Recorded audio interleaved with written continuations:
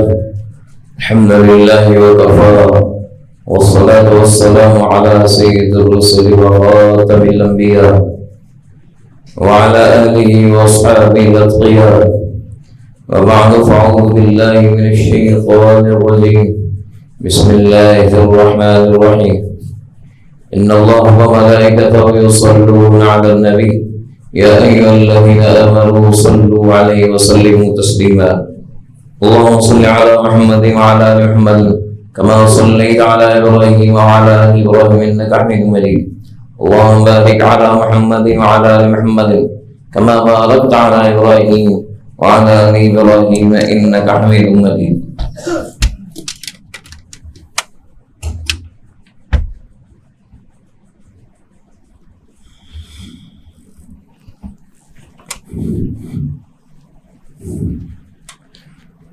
محترم حضرات،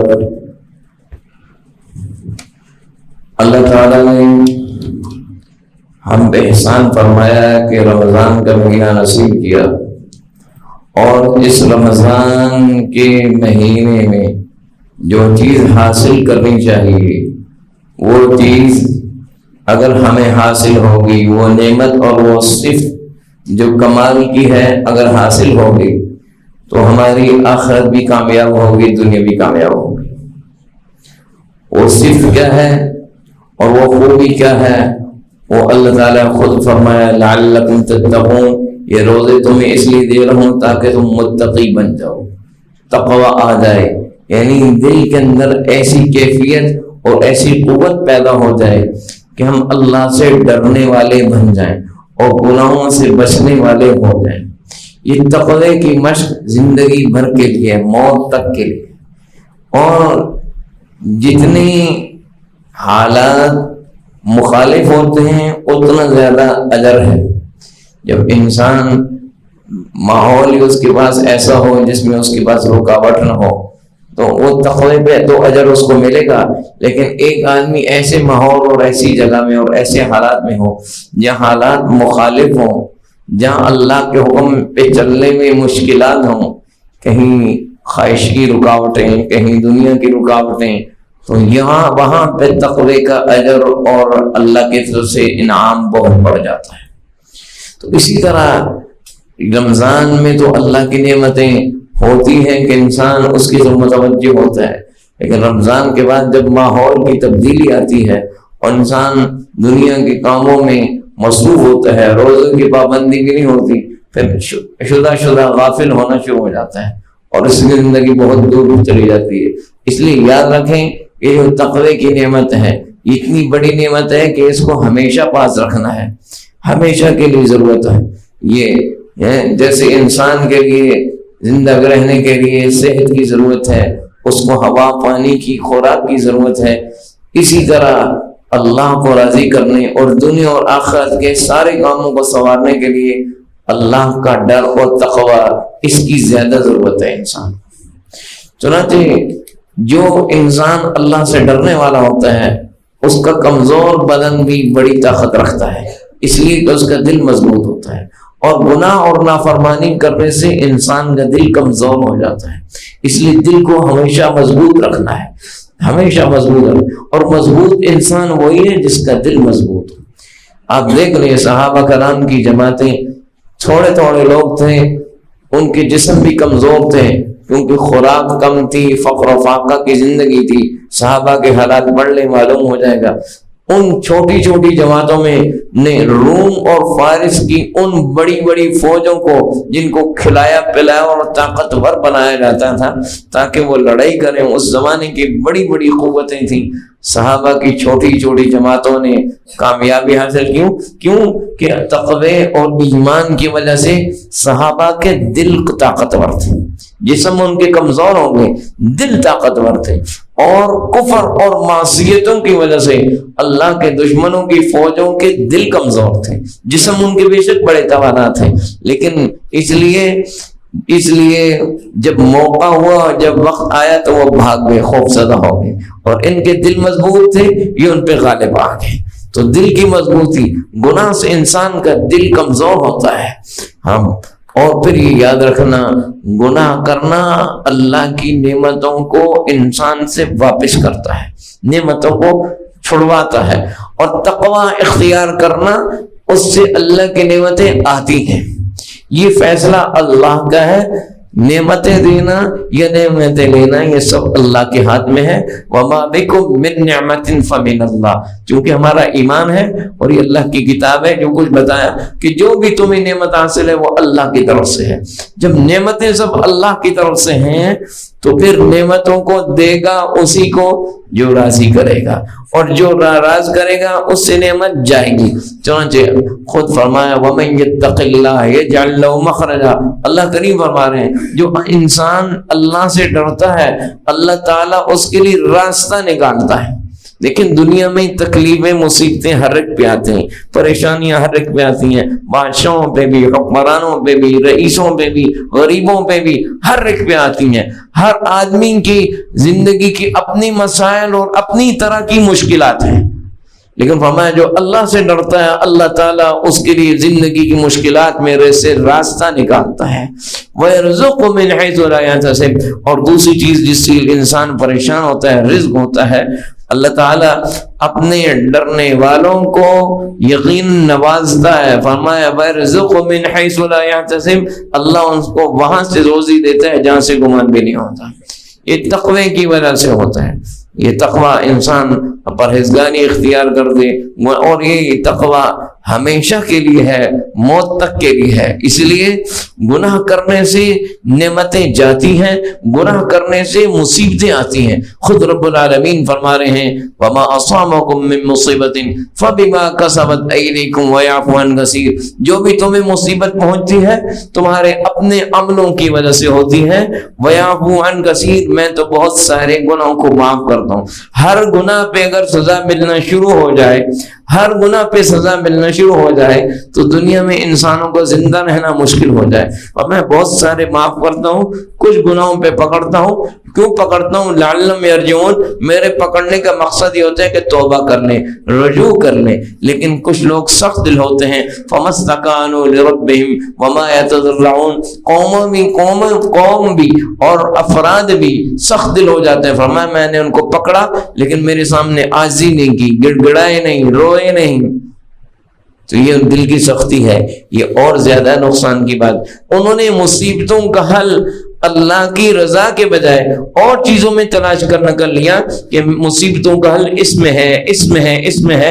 ایمان والا سب سے پہلے اس کا یقین ہے کہ ہر خیر اور شر اللہ کی طرف سے ہے، مصیبت بھی اللہ کی طرف سے ہے اور نعمت بھی اللہ کی طرف سے ہے، اختیار اسی کا ہے۔ اس لیے مصیبت آئی اس کے رجوع کیا جائے، مانگا جائے۔ اس لیے حضرت علی المرتضی رضی اللہ تعالیٰ عنہ فرماتے ہیں ما نظر بلا الا بذم ولا رفع الا بتوبہ، فرمایا جو بھی مصیبت اترتی ہے گناہ کی وجہ سے اترتی ہے، اور مصیبت جاتی ہے تو توبہ کی وجہ سے جاتی ہے۔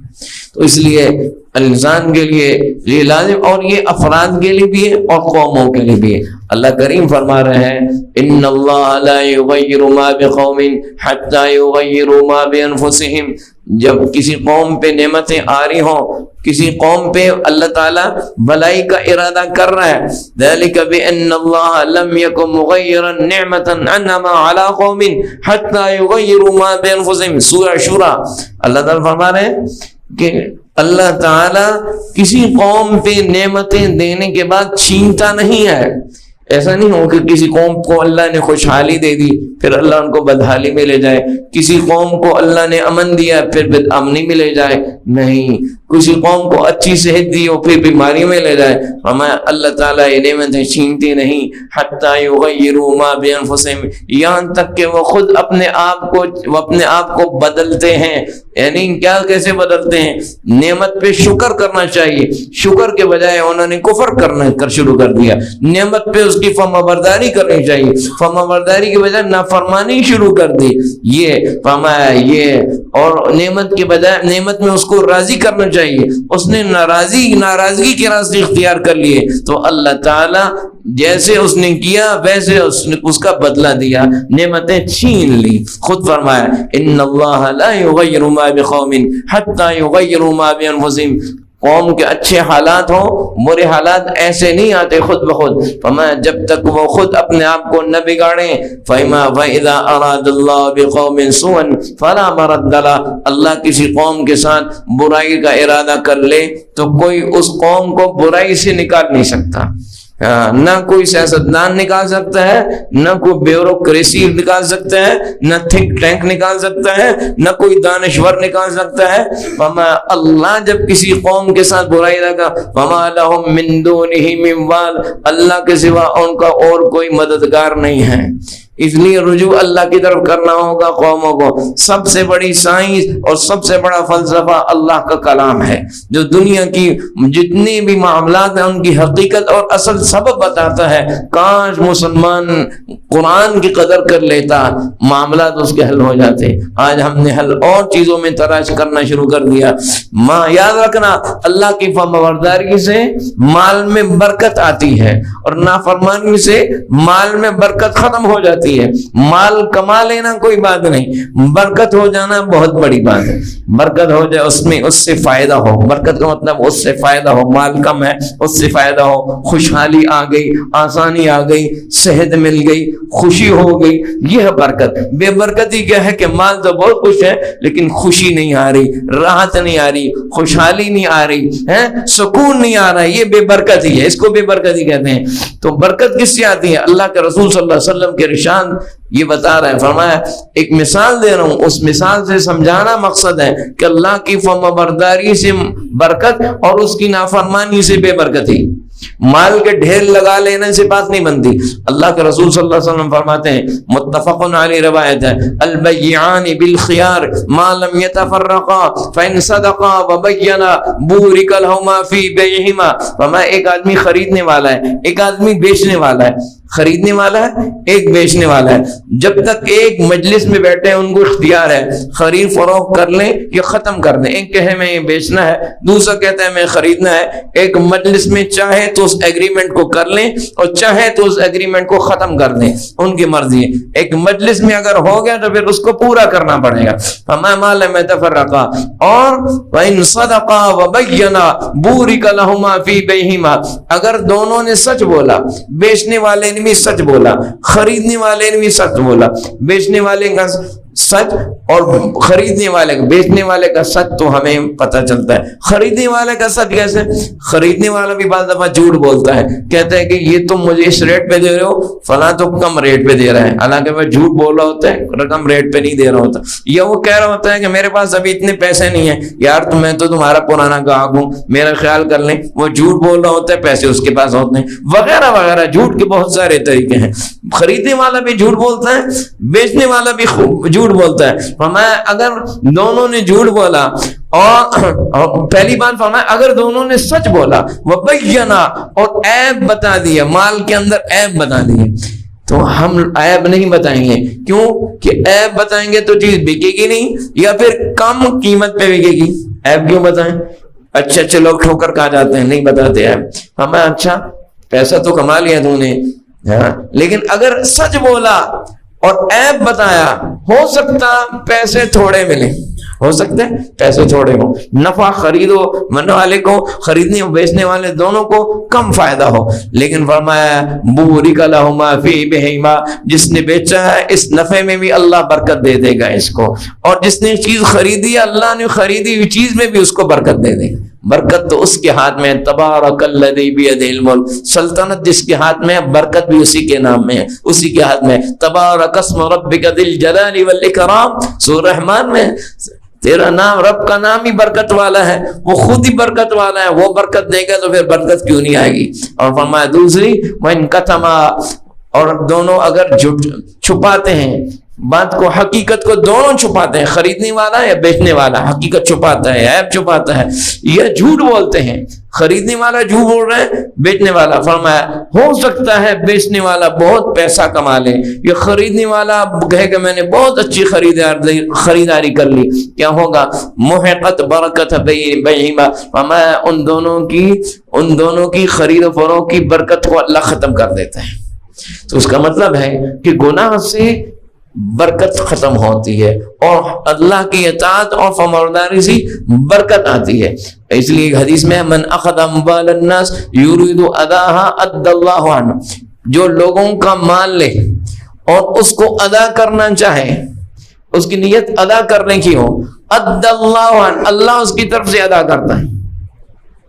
بعض لوگ ہوتے ہیں مال خرید و فروخت میں کئی دفعہ کسی چیز لینی پڑتی ہے، ادھار میں لینی پڑتی ہے اور نیت اس کی دل سے ہو، ایسے لوگ ہوتے ہیں لیکن کم ہوتے ہیں کہ دل سے نیت ہو کہ بھائی یہ پیسہ ہے، اس کا میں نے ادا کرنا ہی کرنا ہے، تو میرے ذمہ ہے۔ بعض دفعہ ایسے ہوتے ہیں لکھت پڑھت بھی نہیں ہوتی، لیکن کچھ لوگوں کے دل میں اللہ کا ڈر ہوتا ہے، وہ کہتے ہیں ادا کرنا ہے یا نہیں کرنا۔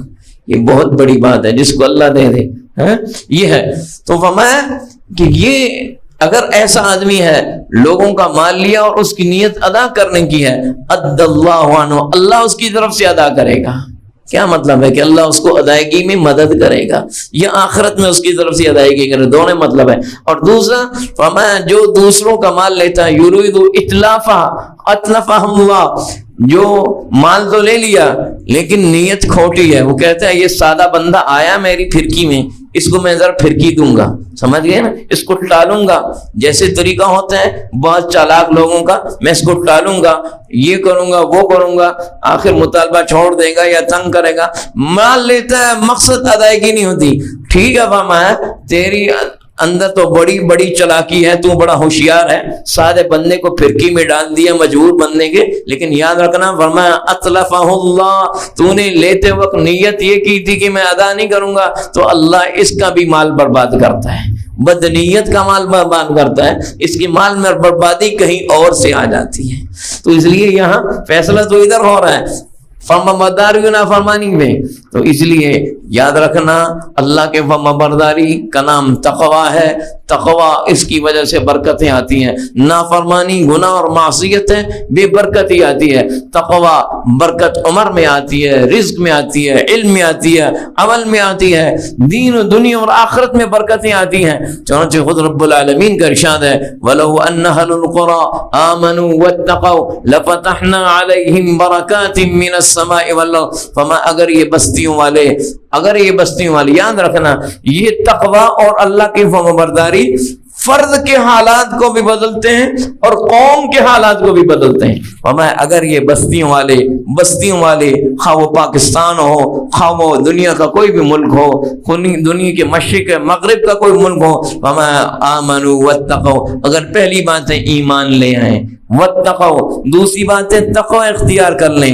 اللہ سے ڈرنا شروع کر دیں، اللہ نے جن چیزوں سے منع کیا ان سے بچنا شروع کر دیں، تو کیا ہوگا لفتحنا علیہم برکات من السماء والارض۔ برکت ایک لفظ ہے، اس کی جمع برکات ہے۔ اللہ تعالیٰ فرماتا ہے اگر بستیوں والے ملکوں والے ایمان اور تقوی اختیار کر دیں، ہم ان کے لیے آسمانوں زمینوں سے برکتوں کے دروازے کھول دیں گے۔ برکت نہیں، برکتوں کے دروازے کھولیں گے۔ جب دروازہ کھل گیا تو چیز بار بار آتی ہے، دروازہ کھلنے کا مطلب ہے کہ چیز بار بار آتی ہے۔ تو ایمان اور تقوی پہ اللہ برکتوں کو اتارتا ہے، اوپر سے بھی اور نیچے سے، ہر چیز میں برکت آتی ہے۔ آج کیا ہے آج دنیا میں حالات گڑبڑ ہو رہے ہیں، لوگ کہہ رہے ہیں کہ فلانا کوئی بھی نہیں، ساری دنیا میں حالات اسی طرح ہیں جی، نہ امریکہ کے معاشی حالات اچھے، نہ یورپ کے معاشی حالات اچھے، نہ عرب ملک کے معاشی حالات اچھے۔ وہاں جو لوگ ہیں یا جاتے ہیں ان کو ساری باتیں پتہ ہیں، یہ بتانے کی ضرورت نہیں ہے۔ معاشی تنگی اور معاشی کرائسس کی شکار پوری دنیا ہو چکی ہے۔ یہ کیا ہے؟ یہ کس کے ہاتھ میں ہے؟ معاشی حالات کی تبدیلی صرف رب العالمین کے ہاتھ میں ہے۔ آج ہم یہ سمجھ لیں، ہم کہیں فلاں دنیا کو کنٹرول کرتا ہے، فلاں یہ کرتا ہے، فلاں کرتا ہے، سب سے اوپر رب العالمین ہے جو سب کو کنٹرول کرتا ہے۔ اس لیے فرمایا لفتحنا علیہم ایمان و تقوی پہ آ جاؤ، میں تمہارے حالات کو درست کر دوں گا، تنگیوں کو خوشحالیوں سے بدل دوں گا۔ ولیکن کذبوا فاخذناہم بما کانوا یکسبون، لیکن جھٹلایا انہوں نے کہ نہیں اللہ کی باتیں ایسی ہیں، یہ کچھ نہیں، اس سے کچھ نہیں ہوتا۔ آج دنیا کی نئی تھیریز آ گئی ہیں، ان تھیریز پہ غور کرو، تمہیں مسئلہ حل آ گیا، بڑی پرانی باتیں ہیں۔ فاخذناہم بما کانوا یکسبون، ہم نے پکڑ لیا ان کو۔ یہ ہے، اس لیے فرمایا یہ شروع زمانے سے لوگوں کا طریقہ رہا ہے. فلما جاءتهم رسل بالبينات فرحوا بما عندهم من العلم. رسولوں کی باتیں آئیں، کہا نہیں ان باتوں سے کچھ نہیں ہوتا، یہ تو مولویوں کی باتیں ہیں یا وغیرہ وغیرہ، یا پرانی باتیں ہیں، یہ کہہ کے ہم ٹال دیتے ہیں، یا ایسے یہ تنگ نظر لوگوں کی باتیں ہیں. آج تو دنیا بڑی ترقی ہو گئی ہے، بڑی ریسرچز ہو گئی ہیں. آج تو دنیا میں بڑی بڑی یونیورسٹیوں میں بڑے بڑے اکنامکس کی ریسرچز ہو گئی ہیں، ڈپارٹمنٹ بن گئے ہیں. آج تو بڑی نئی باتیں ہیں، یہ پرانی باتیں چھوڑ دو. اللہ کا فرمایا یہ پہلے لوگوں کا بھی طریقہ ہے. رسولوں کی تعلیم جب آئی، فرحوا بما عندهم من علم، کہنے لگے ہمارے پاس جو علم ہے یہ بہت بڑا ہے، یہ رسولو تمہاری باتیں بڑی چھوٹی ہیں. وحاق بهم ما كانوا به، استہزاء کیا، مذاق کیا. آج بھی کئی لوگ ان باتوں کو مذاق کریں گے، یہ ایسی باتیں ہیں، اس سے کیا ہوتا ہے؟ آج تو دنیا کہاں پہنچ گئی، کچھ اور باتیں کرو. فما فرحوا بما عندهم من علم، ان کو اپنے علم، اپنی ریسرچ ان پہ ناز ہے. اللہ رب العالمین کی باتوں کو ہلکا سمجھتے ہیں. وحاق بهم ما كانوا يستهزئون، جس بات کا مذاق کرتے تھے وہ ان پہ الٹ پڑی، اللہ کی سزا لازم ہو گئی. اس لیے ایمان والوں کو سوچنا چاہیے یہ وجہ کی ہے اور کیوں نہیں ہے. آج اگر کوئی دنیا کا دانشور آج دنیا میں کسی کو بٹھایا جائے نا، یہ دنیا کا یہ وہ شخص ہے کہ پوری دنیا میں اس نے اکنامکس میں یہ سب سے بہترین کاموں نے جو ہے نا، اس نے اکنامکس میں مہارت حاصل کی، ٹھیک ہے، اور اس نے نوبل پرائز حاصل کیا ہے، تو ہم اس کی بات بڑی غور سے سنیں گے. وہ کہے گا کہ دنیا میں کیوں معاشی حالات خراب ہیں، ہم کہیں گے بھائی اس نے نوبل پرائز لیا ہے، یہ بڑی اس کی ریسرچ ہے. حالانکہ دونوں نوبل پرائز تو دنیا میں بعض لوگوں کو صلاحیت پہ ملتے ہیں، اور ویسے تو اس کے پیچھے اور لابیز ہوتی ہیں. جتنے پرائزز ہوتے ہیں نا، لابیز ہوتی ہیں، مقاصد ہوتے ہیں، بندوں کو اوپر لایا جاتا ہے. یہ پرائز یہ بھی ڈرامے دنیا میں اس وقت دجل دھوکہ فریب بہت کچھ ہے. ہاں، سامنے کچھ ہوتا ہے، پیچھے کچھ اور ہوتا ہے. تو آج ہم کہا جائے نا تو ہم اس کی بات بڑی غور سے سنیں گے. بھئی یہ بتاتا ہے کہ آج معاشی بدحالی کیوں ہے، اور کہا جائے میں تمہیں اللہ کی کتاب سے بتاتا ہوں، ہم کہیں گے یہ پرانی بات ہے، یہ پرانی بات ہے. ایمان والوں کا یہ حال ہو گیا ہے. اللہ کی اکانومسٹ کی بات پہ یقین ہے اور رب العالمین کی بات پہ یقین نہیں، اللہ کے رسول کی بات کو یقین نہیں، اس کو کہیں گے نہیں. اللہ کے رسول صلی اللہ علیہ وسلم فرمایا، امام ابن ماجہ کی روایت ذکر کر رہا ہوں، باقی بھی حدیث حاکم نے اور صحیح سند کے ساتھ صحح الحاکم، کیا روایت ہے؟ آپ صلی اللہ علیہ وسلم فرمایا، اے لوگوں، خمس اذا ابتلیتم بہن واعوذ باللہ ان تدرکوہن، اے لوگوں 5 چیزیں ایسی ہیں میں اللہ سے مانگتا ہوں کہ اللہ تمہیں ان چیزوں میں نہ ڈالے. اے مہاجرین، فرمایا کیا وہ 5 چیزیں؟ فرمایا لم تظہر الفاحشۃ فی قوم حتی یعلنوا بها الا فشا فیہم الطاعون والاوجاع التي لم تكن مضت فی اسلافہم الذین مضوا. فرمایا جو قوم بے حیائی کرتی ہے اور بے حیائی اعلانیہ کرتی ہے، آج بے حیائی اعلانیہ ہو گئی ہے، ٹی وی چینل میں اور فیشن میں، آگے پیچھے زندگی میں، آپ گھروں میں، باہر، آگے پیچھے، ہر طرف جائیں بے حیائی عام ہے. تفریح ہے یا کچھ بھی ہے، بے حیائی عام ہے. عیب، بے حیائی کا عیب لوگوں کے دلوں سے نکل گیا. فرمایا جب جس قوم میں بے حیائی عام ہوتی ہے، یہ حیا انسانی طبیعت ہے. یہ آج کا معاشرہ یہ ہو گیا، حالانکہ 200-300 سال پہلے آپ چلے جائیں، ایسی بھی قومیں جو اسلام سے ابھی روشناس نہیں تھیں، لیکن پھر بھی کچھ معاشرے میں حیا کے اقدار ہوتے ہیں. اب وہ چیزیں ختم ہوتی جا رہی ہیں. حیا انسانی طبیعت ہے، انسانی فطرت ہے. تو فرمایا، اور ایمان تو پھر حیا کا بہت بڑا حصہ ہے. فرمایا جب جس قوم اعلان بے حیائی کرتی، اللہ تعالیٰ اس قوم میں طاعون ڈال دیتا ہے، وبائی امراض آ جاتی ہیں. ایک کورونا کیا ہے؟ وبائی امراض آ جاتی ہیں جب قوم بے حیائی اعلانیہ کرتی ہے. اور پھر فرمایا والاوجاع التي لم تكن مضت في اسلافهم الذين مضوا، اور یہ ایسی بیماریاں اللہ ڈال دیتا ہے جو ان کے بڑوں میں نہیں ہوتی، باپ دادا میں نہیں ہوتی. آج کتنی قسم کی بیماریاں ہوں گی. اب کسی بہت معمر و انتہائی بڑی عمر کے ڈاکٹر سے ملیں، اس سے پوچھیں کہ اس مرض کے تمہارے پاس 50-60 سال پہلے کتنے ڈاکٹر مریض آتے تھے اور آج کتنے آتے ہیں، آپ کو بتا دیں گے۔ امراض اتنی بڑھ گئی ہیں، اتنی طرح کی بڑھ گئی ہیں جو پہلے نہیں تھی۔ فرمایا جب بے حیائی کی یہ سزا اللہ کی طرف سے ملتی ہے، وَلَمْ يَنْقُصُ الْمِكْيَالَ وَالْمِيزَانَ إِلَّا أُخِذُوا بِالسِّنِينِ وَشِدَّةِ الْمَؤُونَ وَجَوْرِ السُّلْطَانِ عَلَيْهِمْ۔ جو قوم ناپ تول میں کمی کرتی ہے، ناپ تول میں کمی صرف یہ نہیں کہ دال کم ڈالی اور پیسے زیادہ لیے، چاول کم ڈالے اور پیسے زیادہ لیے، ناپ تول میں کمی کی کئی قسمیں۔ ایک کمپنی ہے، کارخانہ ہے، وہ ٹوٹی بناتا ہے، ٹوٹی نلکا بناتا ہے جس سے پانی نکلتا ہے جی، پیسے اس نے 1,500 لیے ٹوٹی کے، اور ٹوٹی میں میٹیریل اس نے 300 کا لگایا، اور ٹوٹی 3 مہینے بعد خراب ہو گئی۔ یہ کیا ہے؟ یہ بھی ناپ تول میں کمی ہے۔ یہ ہے بھی، یہ ہے چیزیں ناقص سے ناقص بنتی جا رہی ہیں اور پیسے اوپر سے اوپر جا رہے ہیں۔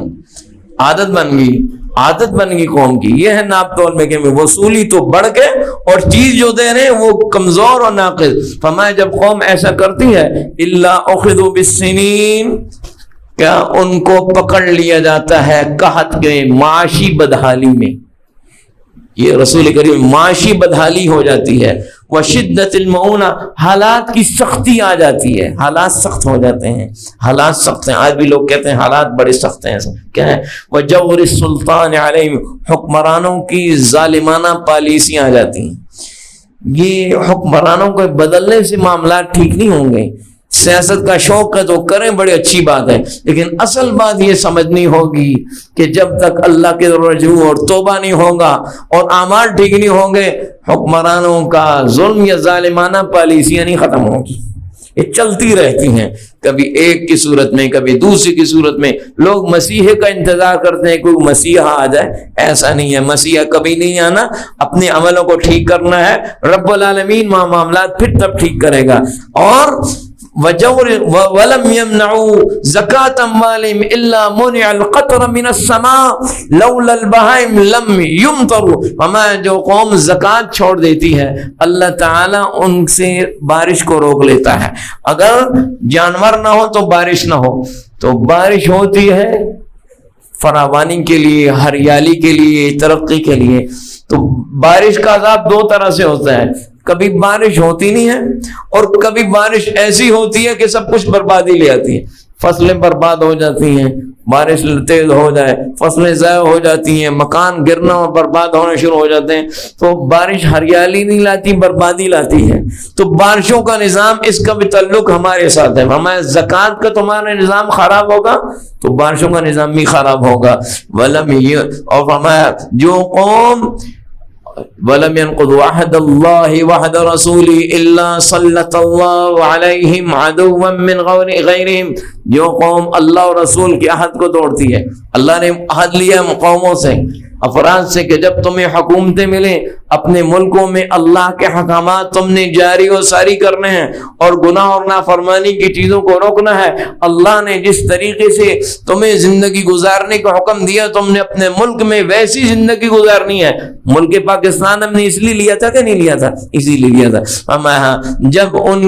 جب اللہ اور رسول کے عہد کو توڑتے ہیں، الا سلط اللہ علیہم عدوا من غیرہم، اللہ تعالیٰ دشمن مسلط کرتے تھے دوسروں کی طرف سے، یعنی اپنی قوم کے نہیں ہوتے، دوسری قومیں اس ملک اور قوم پہ حاوی ہو جاتی ہیں، ان کے اپنے فیصلے نہیں ہوتے، بلکہ جو قومیں ان پہ حاوی ہو جاتی ہیں ان حاوی قوموں کے فیصلے ہوتے ہیں۔ اور فرمایا پھر کیا کرتی ہیں، فَأَخَذُوا بَعْضَ مَا فِي أَيْدِيهِمْ، ان کے جو کچھ ہے ان سے وہ لے لیتے ہیں، ان سے لے لیتے ہیں۔ آج IMF ہے، وہ ہم سے محبت تھوڑا کرتا ہے، آج ورلڈ بینک ہے، ہم سے کو محبت کون یا IMF یا ورلڈ بینک کے ساتھ جتنے بھی اور ایک لابیز جڑی ہوئی ہیں ملکوں کی، وہ محبت تھوڑی ہے، وہ ہم سے کچھ لیں گے کہ نہیں لیں گے؟ لے رہے ہیں نا، پتہ چل رہا ہے ہم چیخ رہے ہیں بل زیادہ ہو گئے، یہ کیا ہو گیا جی؟ IMF نے کہا، ورلڈ بینک نے کہا قرض دیں گے۔ فرمایا کیا یہ کیوں ہے، یہ کیوں نہیں نکل رہے؟ فرمایا اللہ اور رسول کا عہد توڑیں گے، اللہ دوسروں کو مسلط کر لیں گے، وہ ان سے وصولیاں کریں گے۔ اور فرمایا ما لم تحکم ائمتهم بکتاب اللہ وتخیروا فیما انزل اللہ الا جعل اللہ بأسهم بینہم، جب ان کے حکمران اللہ کی کتاب کے مطابق فیصلہ نہیں کرتے اور اللہ کے قانون کو اپنے ملک میں نہیں اپناتے، آج کو اللہ کی کتاب کے قانون کا بات کریں تو کہتے ہیں یہ آدمی اس وقت اور حالات کے تقاضوں کو نہیں جانتا، یہ بڑی شدت پسند آدمی ہے، یہ بڑی تنگ نظر ہے، اس کے دماغ میں سیاہی ہے، یہ بیک ورڈ آدمی ہے، یہ آج کے تقاضوں کی بات نہیں سمجھتا حالات۔ ہمارا آج کا تقاضا، اللہ تعالیٰ تو مالک ہے، سب سے بڑا تقاضا تو ہے کہ اس کا حکم مانا جائے، زمین بھی اسی کی ہے، دنیا بھی اسی کی ہے، آخرت کی بھی اسی کی ہے، زمانہ قدیم کا بھی مالک وہ ہے، زمانہ جدید کا مالک بھی وہ ہے، رب وہ ہے، الہ وہ ہے، حاکم وہ ہے، نعمت دینے والا بھی وہ ہے، سزا دینے والا بھی ہے، اس میں جدید و قدیم کی بات نہیں۔ وما اللہ کے قانون جب تک تم نہیں لاؤ گے اور ان کو نافذ نہیں کرو گے، آج ایسی بات نہ کوئی کرنا چاہتا ہے نہ سننا چاہتا ہے، وما اس کی سزا ہوگی، اللہ اس کی سزا میں ان کو آپس میں لڑا دے گا۔ آج لڑ رہے ہیں نا، سیاستدان بھی لڑ رہے ہیں، کہیں عدالت کی سیاستدانوں کی لڑائی ہو رہی ہے، کہیں اس کی اور اس کی لڑائی ہو رہی ہے، کہیں اس ادارے کی کبھی اس کی، ہر طرح سے لڑائیاں ہی لڑائیاں، کہیں صوبوں کی لڑائیاں ہو رہی ہیں، کہیں کس کی لڑائیاں، کبھی فرمایا یہ کیا ہے، اللہ کا حکم نافذ نہیں کیا تو اس لیے سزا یہ سزا دے دی۔ یاد رکھیں، اس لیے قوم کو بھی توبہ کرنی ہے، افراد کو بھی توبہ کرنی ہے، جب تک توبہ نہیں کریں گے حالات نہیں ٹھیک ہوئے۔ توبہ کا مطلب یہ ہے کہ ہم اپنے جو گناہ اور نافرمانی ہیں، قوم بھی چھوڑ دے، فرد بھی چھوڑ دے، افراد بھی چھوڑ دے۔ میری آواز سے کیا ہوگا بھائی؟ میری آواز سے ہوگا کہ میں نے اللہ کا حکم پہنچا دیا ہے، اور آپ کی آواز سے ہوگا کہ آپ نے اللہ کا حکم پہنچا دیا ہے، بس اتنا ہی بات ہے۔ باقی یہ کیا ہوتا ہے، اس سے ہم اس کے ذمہ دار نہیں ہیں، ہم اس کے ذمہ دار ہیں کہ اللہ کا پیغام پہنچائیں۔ جب ہم نے پہنچا دیا تو اللہ کے ہاں سے رخرو ہو گئے۔ یہ بات آپ بھی لوگوں کو پہنچائیں، یہ بھی آپ کی بھی ذمہ داری کہ پہنچائیں۔ اسی طرح ہوتا ہے، اسلام تو اسی طرح پوری دنیا میں پھیلا ہے، اللہ کے نبی نے اسلام پھیلایا تو پوری دنیا میں پھیل گیا کہ نہیں پھیل گیا؟ ہاں، لیکن جب مسلمان اس بات پہ کھڑے ہو جائیں کہ ہم نے یہ بات پہنچانی ہے، جب پہنچائیں گے تو لوگوں کو پہنچے گی تو بات معاملہ ٹھیک ہوں گے۔ توبہ جب تک ہم نہیں کریں گے انفرادی طور پہ، اجتماعی طور پہ، توبہ کا مطلب نہیں کہ اللہ توبہ توبہ توبہ، ان یقلع عن المعصیہ، جن گناہوں اور نافرمانیوں میں پڑے ہیں جو سزا کا سبب ہے ان کو چھوڑ دیں، ان یندم علیہ، ندامت ہو، ان یعزم عزما جازما الا یعود الیہ ابدا، اور پکا ارادہ ہو اس کی طرف نہیں آنا، یہ توبہ ہے۔ لولا تستغفرون اللہ لعلکم ترحمون، رب العالمین کا کلام ہے کہ قوم اللہ سے معافی کیوں نہیں مانگتے کہ اللہ تم پہ رحم کر دے۔ وَمَتَّعْنَاهُمْ إِلَىٰ حِينٍ، قوم نے توبہ کر لی، یونس علیہ السلام کی قوم نے، اللہ نے عذاب کو ہٹا دیا اور ان کو ایک زندگی، جب تک زندگی تھی ان کو اچھی زندگی دے دی۔ یہ توبہ کرنے سے معاملات میرے اور آپ کے، قوم کے اور افراد کے ٹھیک ہوں گے، رجوع کرنے سے معاملات ٹھیک ہوں گے۔ اور اس لیے يَا أَيُّهَا الَّذِينَ آمَنُوا تُوبُوا إِلَى اللَّهِ تَوْبَةً نَّصُوحًا عَسَىٰ رَبُّكُمْ أَن يُكَفِّرَ عَنكُمْ سَيِّئَاتِكُمْ وَيُدْخِلَكُمْ جَنَّاتٍ تَجْرِي مِن تَحْتِهَا الْأَنْهَارُ، پکی توبہ کرو ایمان والو، اللہ تمہارے گناہوں کو معاف کرے گا۔ اور یہ صرف دنیا نہیں، آخرت تو بہت بڑی ہے، اللہ تمہیں ایسی باغات میں داخل کرے گا جن کے نیچے نہریں بہ رہی ہیں، وَمَسَاكِنَ طَيِّبَةً فِي جَنَّاتِ عَدْنٍ۔ یہ اگر تم توبہ کر لو، تقوی اختیار کر لو تو یاد کر لو، یاد کرنا، وَتِلْكَ الْجَنَّةُ الَّتِي نُورِثُ مِنْ عِبَادِنَا مَنْ كَانَ تَقِيًّا، مومن کا اصل ہدف تو آخرت ہے، فما جنت کا وارث بھی میں ان مومنوں کو بتاؤں گا جو مجھ سے ڈرنے والے ہیں، جو متقی ہیں، جنت کا وارث وہی بنے گا۔ وَسَارِعُوا إِلَىٰ مَغْفِرَةٍ مِّن رَّبِّكُمْ، دوڑو اپنے رب کی مغفرت کی طرف، وَجَنَّةٍ عَرْضُهَا السَّمَاوَاتُ وَالْأَرْضُ، اس جنت کی طرف دوڑو جس کی چوڑائی آسمان اور زمینوں جتنی ہے، آسمانوں زمینوں جتنی ایک جنت کی چوڑائی ہے تو لمبائی کتنی ہوگی؟ اعدت للمتقین، یہ ان لوگوں کے لیے نہیں ہے کہ جو بیٹھے نہیں ہاتھ پہ ہاتھ رکھ کے نافرمانی کر کے اور کہیں گے جنت میں ایسے چلے جائیں گے۔ اللہ فرما رہے ہیں اعدت للمتقین، یہ میں نے تقوی والوں کے لیے اختیار کی ہے، یہ تقوی والوں کے لیے جنت اختیار ہے۔ وَلَدَارُ الْآخِرَةِ خَيْرٌ وَلَنِعْمَ دَارُ الْمُتَّقِينَ، متقیوں کے لیے بہترین گھر جنت ہے، اس لیے وَأُزْلِفَتِ الْجَنَّةُ لِلْمُتَّقِينَ، متقیوں کے لیے جنت قریب لائی جائے گی۔